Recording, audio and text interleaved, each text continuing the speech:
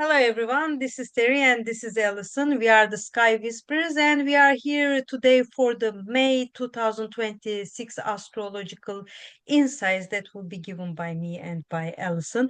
And we are going to start the month with a full moon in Scorpio and we are going to end the month with a full moon in Sagittarius. So let's go into, I think, directly without giving highlights because it's generally, I think, there is all the sign changes with the fast moving planets, and we will have the Pluto retrograde, and except that it's like the usual full moon, new moon. Stuff that is going on. So let's go and look at the full moon in Scorpio. That would be interesting to start the month with. Yeah, so I can share the chart there. And it's really funny that there's these two full moons this month. I mean, it's actually, whoops, I'm not doing a great job of sharing that. There we are. Um, yeah, so this full moon is at 11 degrees of Scorpio, opposite Sun in Taurus, opposite obviously, and it strikes me as a kind of quite passionate and emotional full moon, really. I mean, Scorpio is always very invested in something, and something there is coming to a conclusion or a culmination, something that we've perhaps been working on or thinking about, but it's definitely an emotional moment, I think. So that's really interesting. How do you feel about that one, Terry? I don't know. I mean, like I think that the sometimes I do the technical details, etc. later, and this time I just went into the rabbit hole. I was looking at the full moon, and then I went back to 2024 I when saw the new that. moon related regarding the lunar gestation cycle, and then it's like November 1, 2024 there was a new moon in Scorpio. It was around 9 degrees, and that was interesting because when we think about the Scorpio, the traditional ruler is Mars, and the modern ruler is Pluto, co-ruler. And that Hmm. time it was in the Mars and Pluto were in the last energetic degrees of Capricorn and Cancer, respectively. Oh, It is wow. very interesting. Okay. It was Okay. very interesting. I mean, like, and they were like that. That it was happening that time. That opposition between Mars and Mm-hmm. Mm-hmm. then I was looking like, wow, it's like because it's like that was a new moon, but something was ending. I mean, like didn't want to end, but was coming to an end with that Mars Pluto effect. And they were both. If you think that it's like in those yin signs, there's something more introvert about it. But now when we are looking at that, Pluto is the one with the. It's like the charioteer here, no? It's like trying to keep this sun and moon in balance, and of course there could be, since these are fixed signs, there could be lots of like we don't want to move, we don't want to move forward, and how would it happen? There's lots of questions were coming into my mind, Yeah. and I think it could be related with, before I break something, I was all the time thinking like Scorpio reproduction, because Sure. it's related with the reproductive things. And I was looking at, after that point, there were lots of developments in AI being used in IVF. That's really interesting, actually. Yeah, I mean, definitely. There's been a huge increase in couples doing IVF, and I'm not sure what the reasons behind that are to do with all the PFAs that are in our bodies now, or whether it's to do with just women coming later into wanting children, which is understandable. There's a lot to sort out, and things are expensive. Um, but I have noticed that you know in amongst the young people that I know that IVF is definitely much more prevalent. So yeah, I think you might be right. And this Pluto, yeah, holding the two in balance, it's interesting, isn't it? The whole regenerative thing about Pluto holding that Taurus, which is the body, and Scorpio, which is the reproductive cycle, as you say, and perhaps the frustration with Mars there in Aries, wanting to kind of get on with it, but squaring Jupiter in Cancer, which is bountiful, and in Cancer, which is indeed about children. So yeah, I think it might say something there It about can be, that. it can be. Yeah, but it's important that I think at the end of the day, whatever it could be signifying, whatever we started in that period, like it can be completely something that we would like to dedicate 100%. There is this Scorpio, it's like that Yeah. connection going deep, and then until you find it, dig, dig, dig, etc. And that kind of, there's a lot of dedication. I think when they say obsession or something like this, sometimes it comes through the dedication, because you have to do it. And it's like with the fixed Yeah. sign, I think that kind of like you have to be consistent and doing it until it is achieved. So I think whatever has been started, now it will come to this kind of peak point. And I Hmm. think there is a decision between, I mean, like, because I always find that Taurus is like more about physical Yeah, things. I mean, definitely. it could be tangible, nature. It's something that we can touch and feel at the end of the day. But I think there is, with Scorpio, there is something that attachment comes more emotional, more deep inside. So, Definitely. and that kind of thing, I mean, sometimes it's like nature or nurture, that kind of thing. And then Pluto there is trying to keep that balance in a way. I mean, it's like, mm, this, I mean, there's kind of physical, there's something emotional, and then Hmm. is bringing something more logical into this scenario, and it becomes Possibly. something more, I think, communal, something into this scenario. So Mm. yeah, it can be anything. I don't know. It's the axis of attachment, isn't it, this full moon, the Taurus Scorpio. It's about what we are attached to, I think, and how we are attached to it. Yeah, and what we're prepared to invest in it, as you say. And it's very much a financial axis too.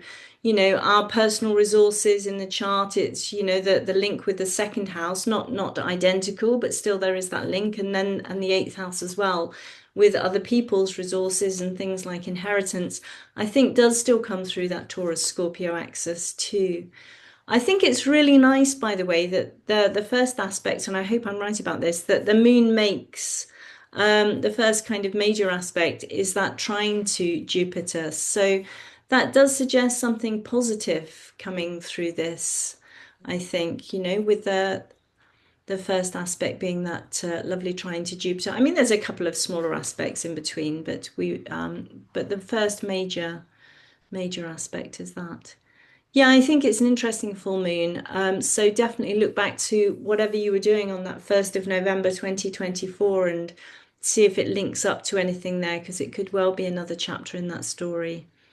Yeah, Yeah, yeah, interesting. And maybe comment actually in the text below. It's always really interesting to see how yeah, these yeah, to things, see, yeah, how the people like yeah, it is, experience different. yeah, how they've experienced it exactly. Yeah, definitely.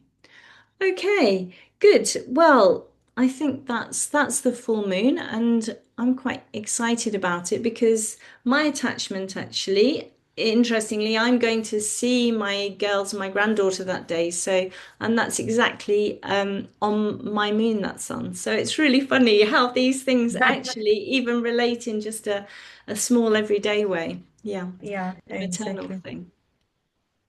Okay, so if I move this forward, we should come to, uh, it's not actually the full moon anymore. Let's do current transits, sorry. And we'll just move it forward to May the 3rd. And here we've got normally Mercury, yeah, moving into Taurus. There we are. So Mercury, which has been a lot of talking, a lot of discussion, a lot of pushing ahead, maybe some frustration as well, as it's wanted to kind of, really get going forwards, and it's encountered in its journey through Aries, Saturn, and maybe speeded up a bit with Mars. But now it's into Taurus, where it's much more practical, isn't it? And I think we're going to be thinking much more about the financial aspects of whatever it is that we're doing. Yeah, that's how I feel. Maybe a focus on thinking about our bodies as well, and we're out in the garden. I mean, that's where we need to be with all these Taurus planets kind of piling up. Yeah, I think a bit of more grounding and Definitely. some kind of stability will come to way of our thoughts. I mean, the thinking or the Mm, way that we communicate as well. I mean, it's a bit of needed slow down because it's like yes. after Mercury went out of Pisces, it's like with Aries, it's like run, run, run, run, run, like because it's like a long period and all as if we have to do, we have to think, we have to do write emails, do everything at one time. And now it's like, okay, now you slow down, you smell the nature and get connected with that also. I mean, I think it's like communication is not like only your words or I mean like oral or written, but it's sometimes like I think that connection with the nature in a way you are talking to each other, you are communicating when you touch the grass or look at the sea or something. I think there is still kind of Connection, communication definitely. going on. So I Mm. think that's when the at least this part of the world there is the spring is like coming out a bit more and also the sun is out, the weather is getting a bit warmer. So I think it's a good time that slow down, step on the grass and then get all the electricity out in a way. I mean, I think it's kind of a It's true. feeling like Yeah, that. it is an earthing process like that, isn't it? Yes. And it has been here, at least for us, it's been really busy. So I don't know if other people have had the same experience. Interestingly, when I see a natal chart, and so Mercury, of course, never moves very far from the sun. And if it's in Gemini, normally when the sun's in Gemini, normally you get people who are really chatty, maybe great linguists, journalists, writers. But then if you get the Geminis with the Mercury in Taurus, there's so often engineers and things like that, much more practical, which I do think is very interesting. Right. I really noticed that. Yeah. Yeah, useful people, absolutely. uh, So after that, then on the 5th of May, Mars actually does come around and squares. Makes the square. There we are. Yeah, there's Mars and there's Jupiter. So this expansion that we're looking for, this thing that we're pushing for, um, maybe it's checked. Maybe there are some things to just sort of consider. And there's a bit of a question perhaps about whether it's going to go through or not. And we can do our best to make that happen. Mars is very strong, so but Jupiter is strong too, so two strong planets. But it could also just be growth and expansion, but something that's quite a lot of effort involved in that, I think. Has to be pushed through, it yeah, yeah, yeah, has to be worked with. Mm. yeah. No, I totally Yeah, and then as we move on to the 6th, Pluto is turning retrograde. I don't know how you feel about that. I'll move it to the 7th so you can see that it's retrograde yeah, there. yeah, yeah. Uh, And Pluto retrograde, I don't know. I mean, it will stay long time. I think it's mid-October hmm 2026. So we are talking about like 5 months, around 5 months. Yeah. I think things, yeah, will probably slow down in that area. I mean, like if there is any uh, transformation or that kind of change is going on in a certain area of life, and I think it will come to a halt point in a way. But I think it's sometimes, I mean, um, it could be good. Why? hmm Because we are doing things and then we are changing and we are in the daily life inside in most of the retrograde things and we don't realize and we don't have that time to sit and look from outside and reflect on things. And I think in that sense this retrograde period for Pluto hmm in that sense could help us, I mean, to think, I mean, to understand whatever we are going through, if it's the right path, if we have to make any change Yeah, in sure. our mindset, because it's Aquarius at the end of the day. I mean, like it could be hmm some kind of we could be doing something unconventional or like out of the box thinking, etc. And then we have to see if it fits in the context that we are dealing with. And I think it could be a good reflection period, I mean, in that sense. That's true. So I've just had a quick look in the ephemeris, and it is actually the 16th of October that Pluto turns direct again. And yeah, it does spend about half of the year retrograde every year. And if we see Pluto globally or as a process of global change and global transition, then I do think it makes complete sense that that can't just keep pushing forward. Yeah, as you were saying, but actually has to kind of retreat a little bit, like the sea, like the tide going back out while it sort of thinks about it. And people regroup, I think, in Aquarius, rethinking your networks, rethinking where you're going, and maybe, looking at who your friends are. And this can happen on a political level as well, I think. Um, and so I do feel that this summer period could be along those lines, a regrouping, especially as we're coming up to that lovely kind of cradle that's going to happen in July. So yeah, while things are sorted out a little bit more, and maybe hopefully a little bit less global destruction would be good. So Yeah, yeah. yeah, yeah, yeah, That said, though, we do come on to the Mars-Pluto square at the end of the month, but we'll look at that in a minute. Yeah, okay. So moving on through the month. I think the next thing, actually, Mercury is just going so quickly at the moment. And I yeah, mean, having, you were saying earlier, sort of having got out of Pisces, whew, thank goodness for that, where he's not really very comfortable, at least not very comfortable. I think he doesn't have his kind of most easiest role because I think he's very connected there to just everything in the universe. And yeah, Mercury in Pisces, I like it a lot, but it's not always very clear. So now in Taurus, being practical, and then moving through, he's going to obviously make that connection with the sun pretty soon at 22 or 23 degrees actually on the 14th of May. So that's yeah, always nice, the Kazimi. yeah, And if you've got yeah, anything there around the 23 Taurus, that could be yeah. good for you. And I think at this point we were talking before we started the recording about the how Uranus will like fast with the Yeah. Mercury being the dispositor, because as Mercury will change signs or goes retrograde, etc., that will Hmm.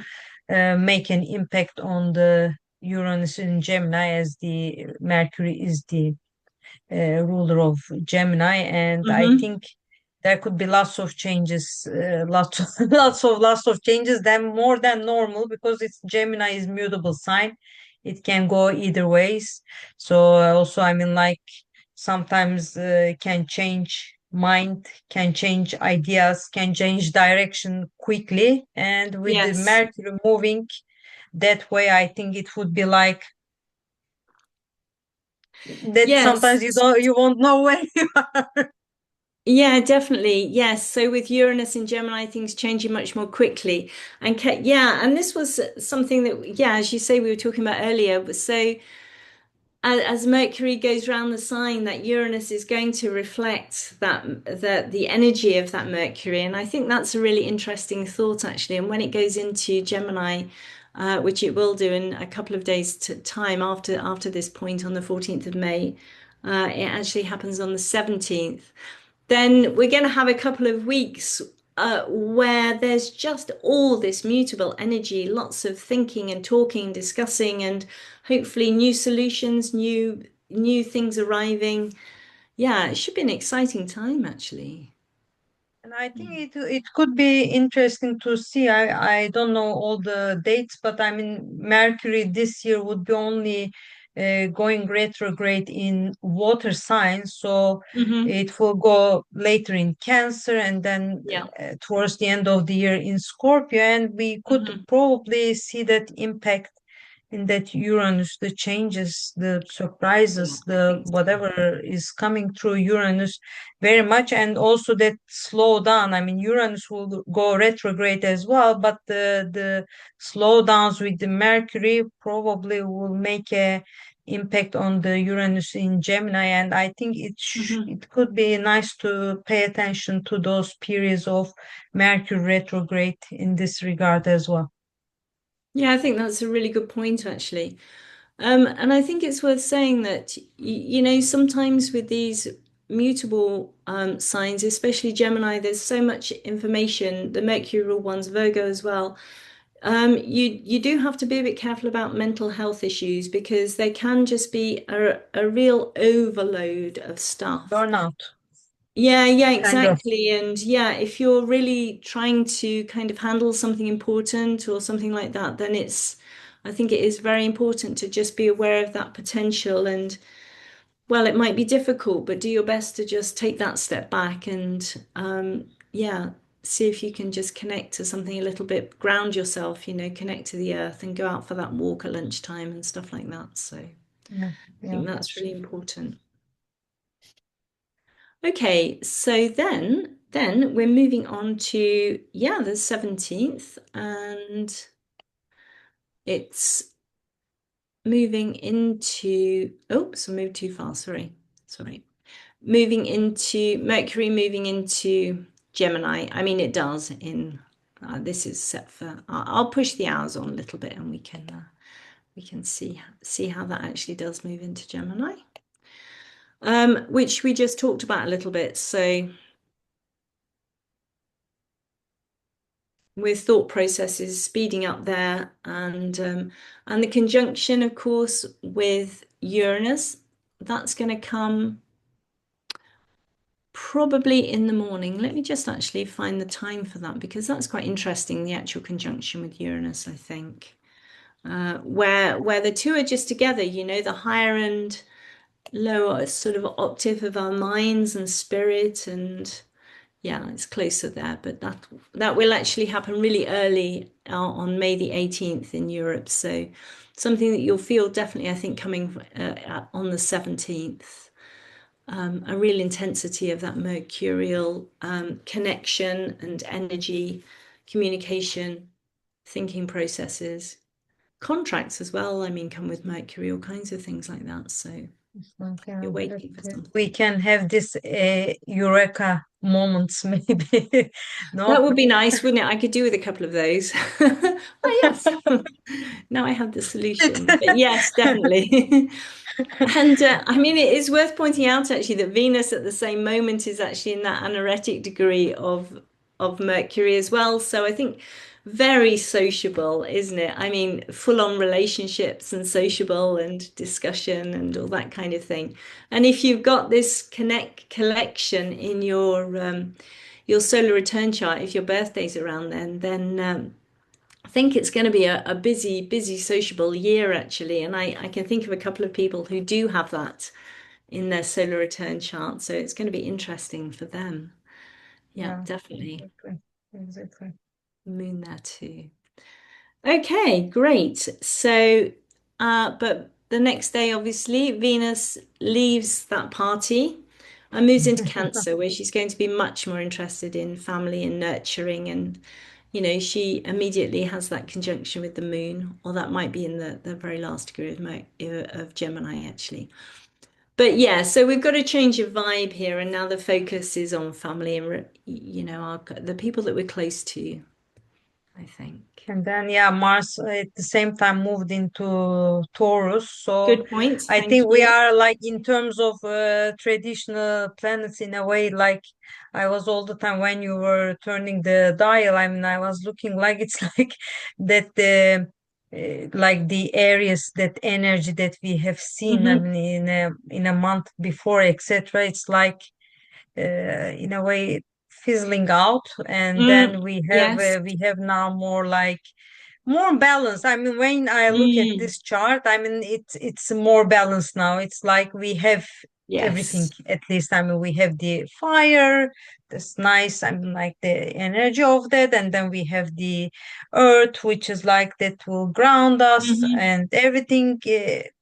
The air that we have, the all communication, and the water that it's like it's a very, I think this is a very balanced chart Mm, that I have yeah. seen. I mean, in the last months, because there was always like, oh, too much earth, or too much air, or too much fire, we were going like that. And this is really 19th of May chart is one of the really most balanced in that sense. I mean, so at least in terms of elements, I mean, so it looks nice indeed. I mean, I You're like it. absolutely right. I mean, we've had this kind of pile up of planets since they began in January in Capricorn, haven't we? With this, and then Mercury retrograde kind of exacerbated that because it kind of hung on instead of pushing forward like it usually does. And now, yeah, as you say, some of the planets are starting to get away. Mercury and Venus starting to get away from the slower moving planets like Mars and Saturn, and it is looking much more balanced. And nice to note actually that as Mars and Venus change signs, they make that nice sextile, that really nice sort of working sextile between Taurus, our bodies and what we're attached to, and those kind of things, and that connection to the family and tribe.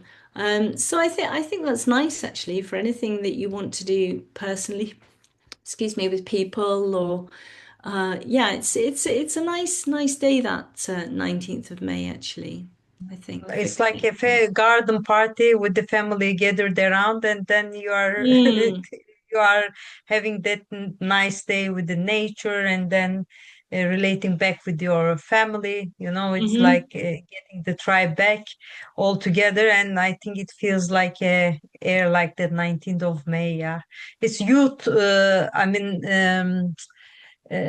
Festival in Turkey. It's like we used to, Okay. I mean, in high school all the time, like uh, performing that day, and it's nice. It's a nice vibe. I think I like this chart. I don't know what that there's a nice feeling coming through this chart at first hand, at least. I mean, Yeah, I agree. Yes, I like it too, actually.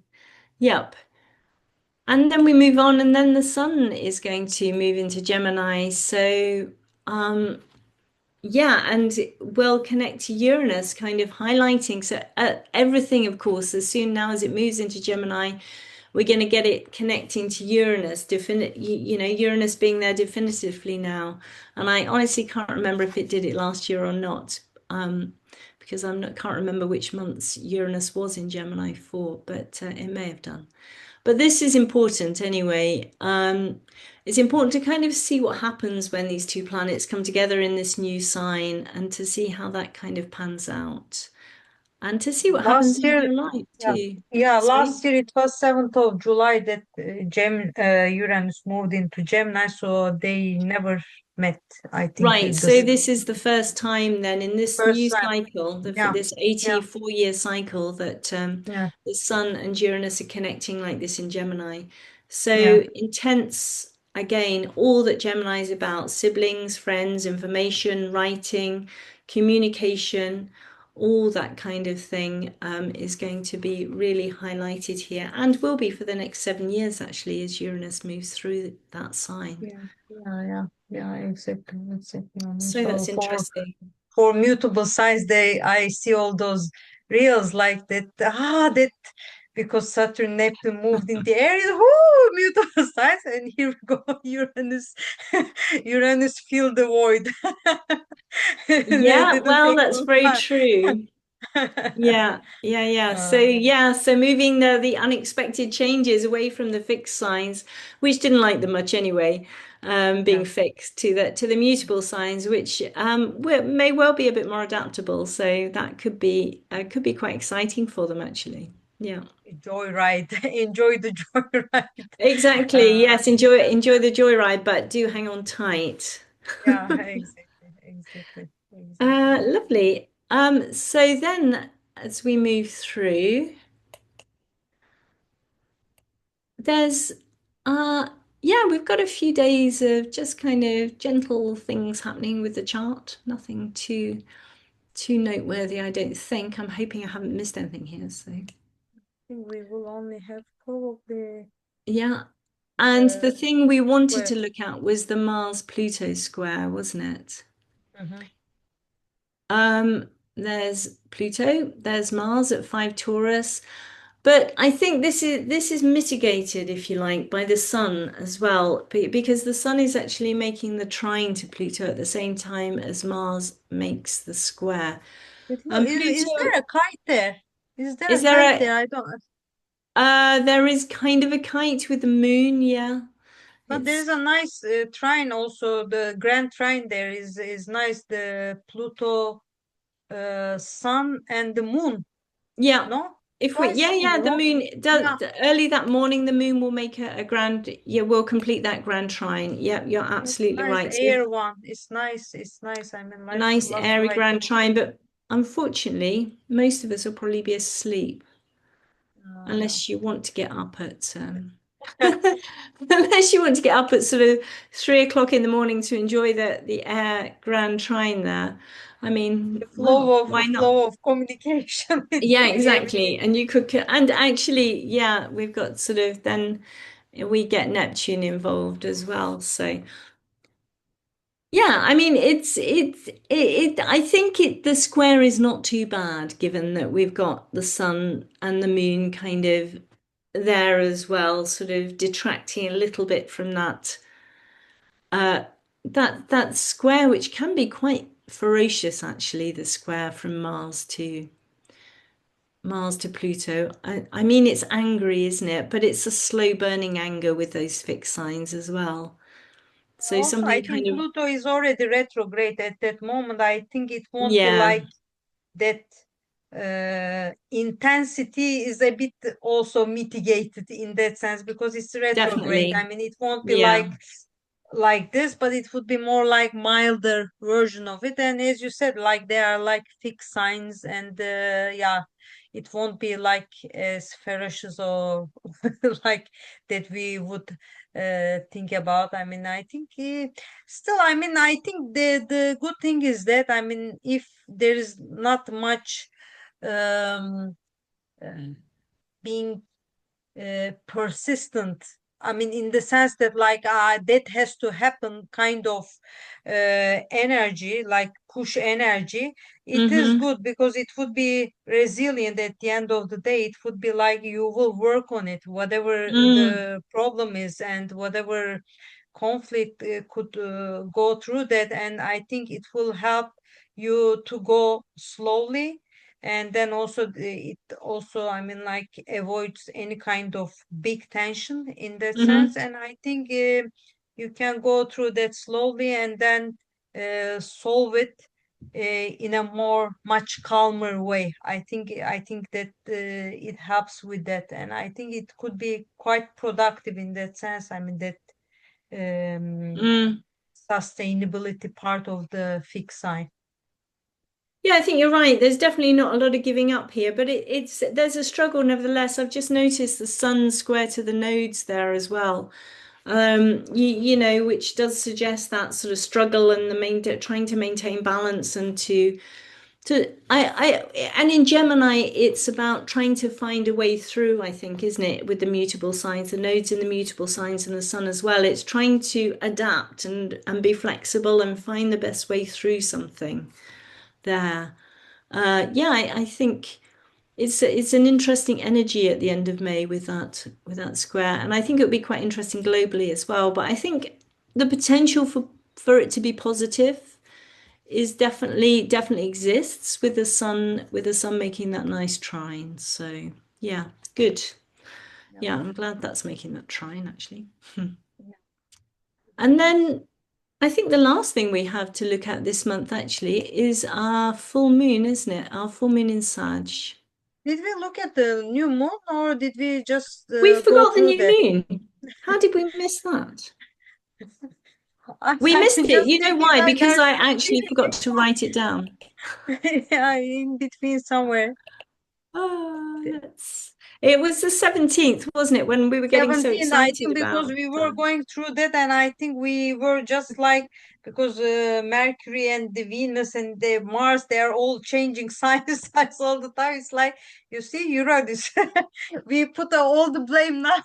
Uranus and Yeah, I did have Mercury. it on a They chart are as too well. fast. Okay. Let's come back to the new moon there. Let me just find the right day. I think it's is that the 17th, I 17th? think. Is that the It's 17th to 17, 16th of May, 16th of new moon in May? Taurus, which is 10 o'clock in France. Thanks, Terry. 10 o'clock anything? Just 10 o'clock. Yeah, Was 10 it? o'clock. It looks like 00. I mean, there is no one, Oh, two. It's right away. 10 o'clock at night. oh, 10 o'clock at night. Right. Yes, Okay. yes. 10 p.m. So it is. There we have Yes, it. here we go. Here Okay, we go. so good. Well, just as well you remembered that. Um, Interesting new moon actually, because it's with Mercury just before it moves into Gemini um with Uranus. So yeah, so this is Taurus about attachment and focus on land and the body and those kinds of things. And of course we have the a Chiron conjunction with Mars. Mars. Mars Chiron conjunction, which does suggest to me because I'm interested in Chiron, and I think it can suggest something a little bit difficult about this full moon and the things that are beginning here, potentially, or just something about maybe you can't go forward quite as much as you would like to, because Chiron, after all, in Aries is about a wound to the way you can push forward and not express yourself, but make your mark in the world. A wound to you as the hero, if you like. You can't always be the hero that you might want to be with Chiron in Aries. Could be. Could be. It's also squaring the Jupiter. I'm there It more is making that wide at the square. yeah, a Yeah. white square there. But I think that also, I mean, I think when we think about the new moon in Taurus, I'm thinking about, like, because it's like Taurus has this routines, being familiar, no? And I Yeah, think it likes sometimes things to. it's like I think a new start. It could be change, I mean, change of kind of a environment or something like that. I mean, it could be related with that, or getting used to a new environment, new place, or Hmm. creating new familiarities for ourselves, or sometimes it could be about food. It could be about the way Yes. that we the nutrition and everything. It could be related with that. And also it's the Venus in Gemini. It gives that I think more like whatever we are starting, we need to be really in contact, in that mental exchange with other people, because I think Hmm. that will provide that. I think sometimes it could be even like a visit to a nutritionist. It can be like A nice thought. something like that, because Yes. that could be, yeah, because that maybe we need a new form, new thing, or we need a new trainer, oh, something like that, and then that could be the start of this Yeah. process as well. And coming to Chiron, I'm thinking about that. I mean, Chiron, yes, it could be like that. Also, I mean, I think sometimes I always think like Mars in Aries is very fast. I mean, like it's Hmm. going Yeah. like this. Wants And of course, impatient, Chiron wants in stuff to Aries happen. is like the wise person that is, I think, coming Okay. together with it as well. I mean, like, because sometimes you do things and someone has to tell you, like, maybe it won't stop. It's in Aries also, Hmm. but it could be at least you need someone that is like by your side as a I don't know, as a Mentor. mentor or someone Yeah. like that. I don't know. I don't know. I mean, it's interesting. I mean, like, but I mean, it doesn't have any direct contact with the new moon. More like, No, I think it makes a true. sextile, I think, with the Gemini, Venus, yeah, right? Venus and Gemini. Yeah, Yeah, that's true. I mean, yeah, Chiron mentoring Achilles, that's for sure. Yeah, the warrior, whatever. yeah, Interesting.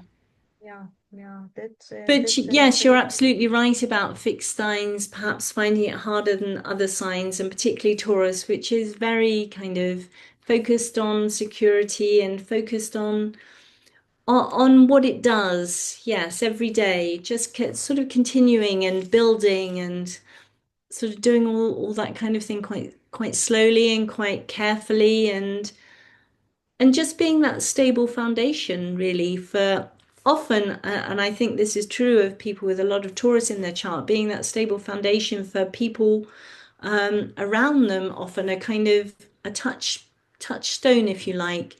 And new things for Taurus can be challenging, having to build new routines and things. And there's a lot of focus here, isn't there, on the last sort of 5 degrees of the chart. So if you do have things around those last 5 degrees of any sign really, then this could be quite interesting for you. But especially 25 Taurus, because that's the kickoff point for this new moon here.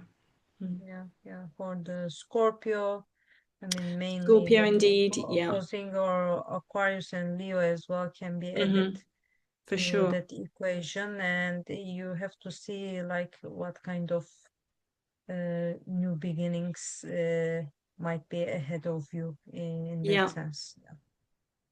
yeah. Yes. Okay. So having looked at the full moon now, the new moon, now we can flip forward to the new moon, which Or is the go to the second full moon.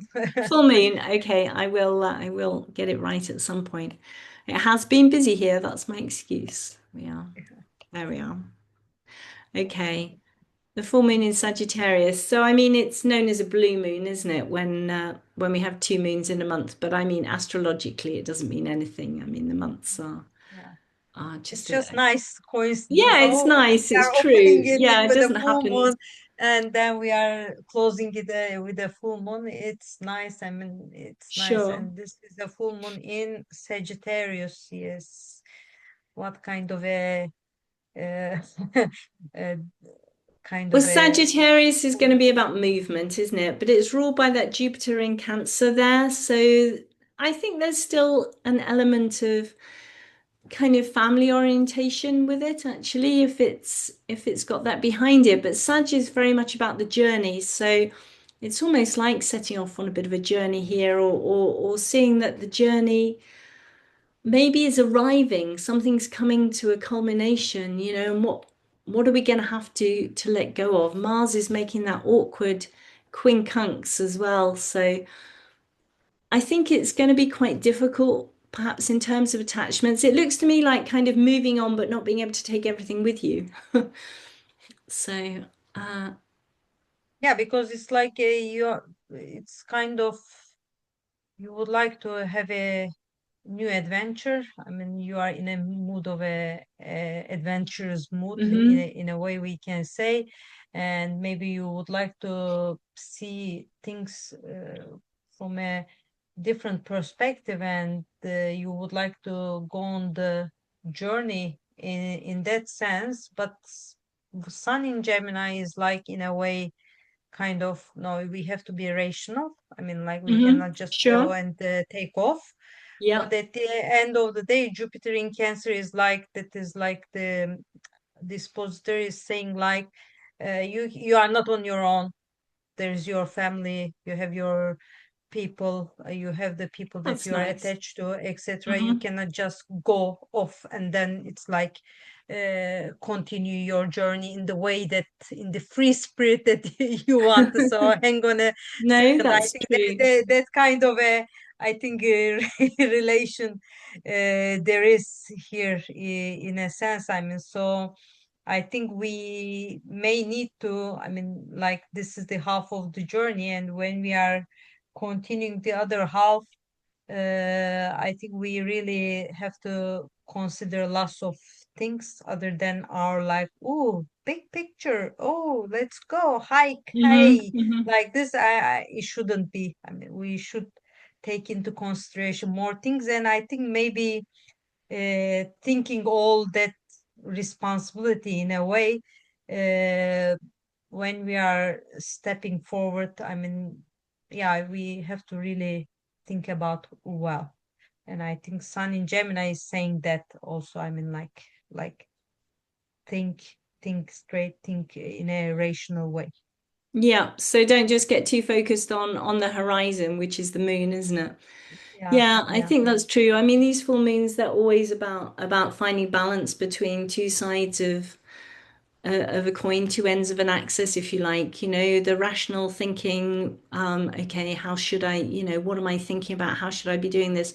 And then there's the chance of getting bogged down in detail there, especially with Mercury and Gemini too. And the moon's saying, well, hang on, look, what about your intuition? Where's that taking you? The fire signs are intuitive.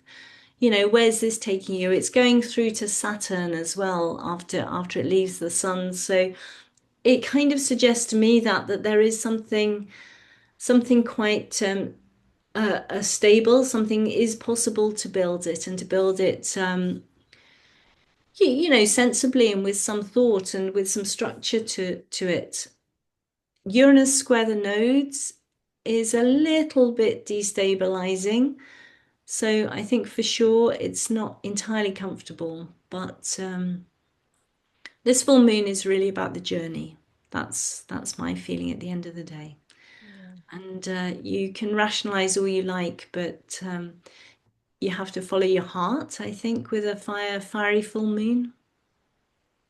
That's that's my last word on that.